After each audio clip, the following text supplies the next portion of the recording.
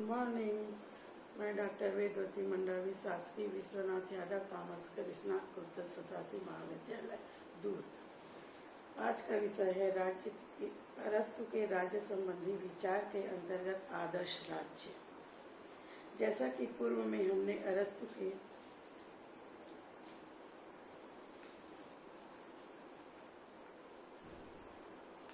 संविधान संबंधी विचारों से अवगत हुए हैं, अरस्तु ने शासन एवं संविधान को एक माना है।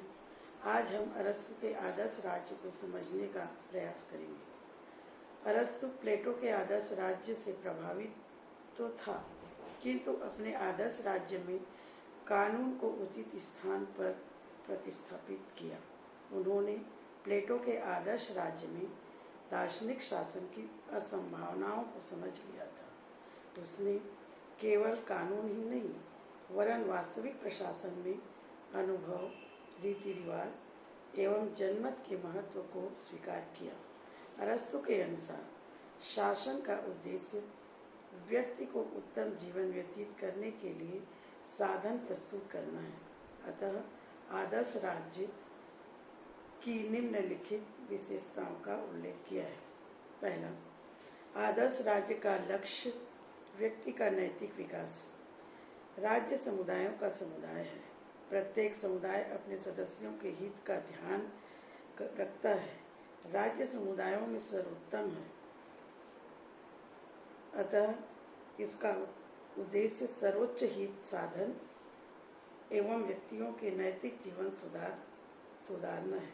उन्होंने कहा है, राज्य जीवन के लिए अस्तित्व में आया है और अच्छे जीवन के लिए अस्तित्व में बना है। दूसरा है मध्यम मार्ग का सिद्धांत। नगर राज्य में 3 वर्ग के नागरिक रहते हैं। पहला अत्यंत संपन्न, दूसरा अत्यंत निर्धन और तीसरा दोनों के मध्य। अरस्तु ने प्रथम और द्वितीय के स्थान पर तीसरी स्थिति दोनों मध्यम मार्ग को स्थान दिया है। उपरोक्त तीनों वर्गों में से तीसरे वर्ग को शासन में स्थापित सुप्रजातंत्र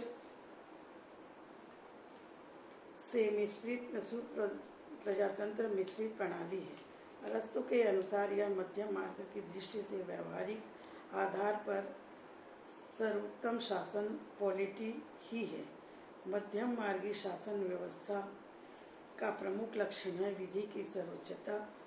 इस प्रकार की शासन व्यवस्था में 3 संस्थाएं कार्य करती है। पहला, शासन संबंधी विचार करने वाली असेंबली। इसमें राज्य के सभी नागरिक सम्मिलित होते हैं। दूसरा, शासन करने वाले अधिकारी, जिसे मजिस्ट्रेसी नाम दिया। और तीसरा, न्यायिक अधिकारी। तीसरी विशेषता है विधि की सर्वोच्चता। अरस्तु के अनुसार व्यक्ति के शासन की तुलना में विधि का शासन श्रेयकर है, क्योंकि विधि ऐसा विवेक है जिस पर व्यक्ति की इच्छा का प्रभाव नहीं पड़ता।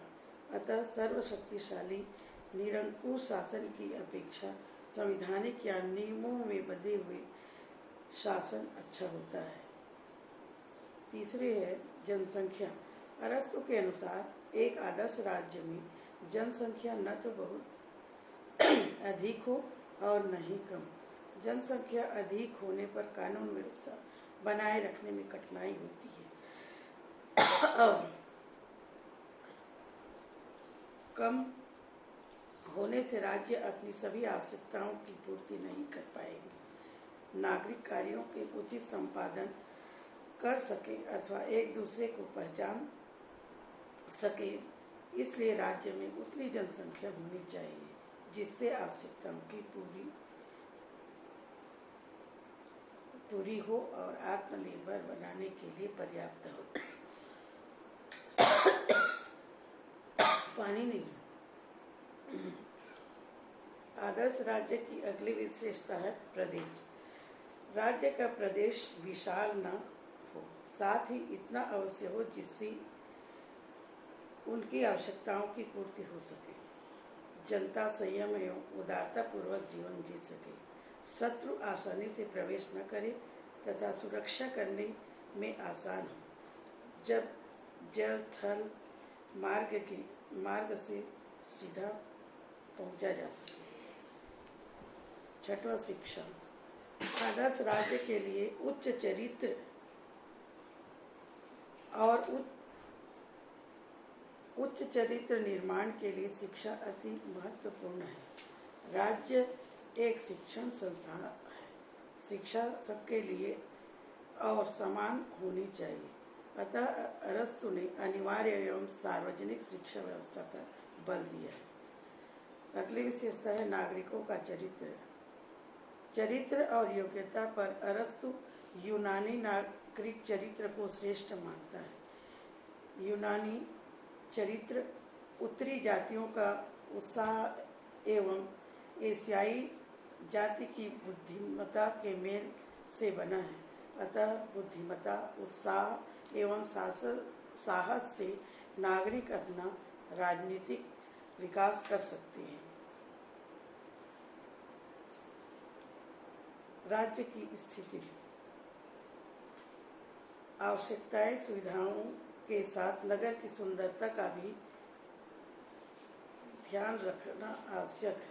अतः राज्य प्रदेश को दो भागों में बांटा है।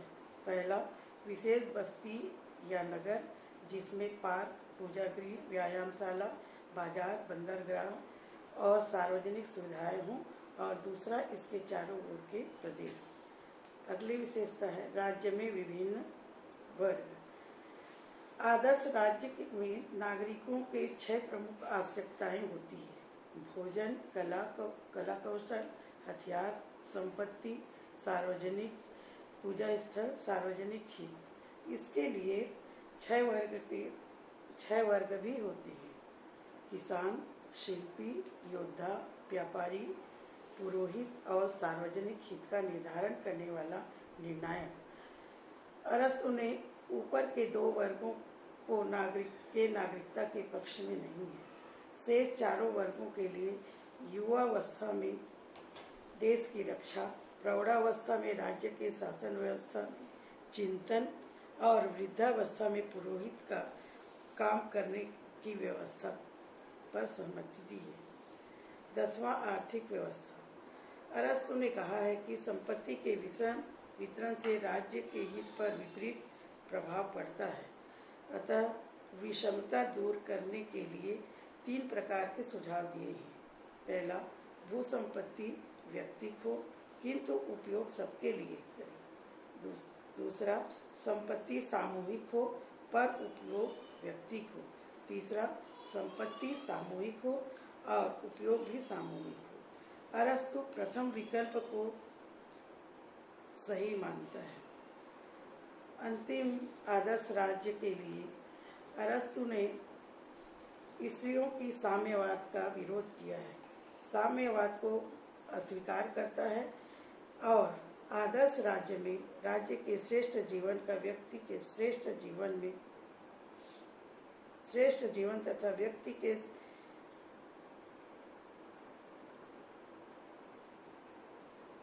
जीवन में कोई भेद नहीं माना है।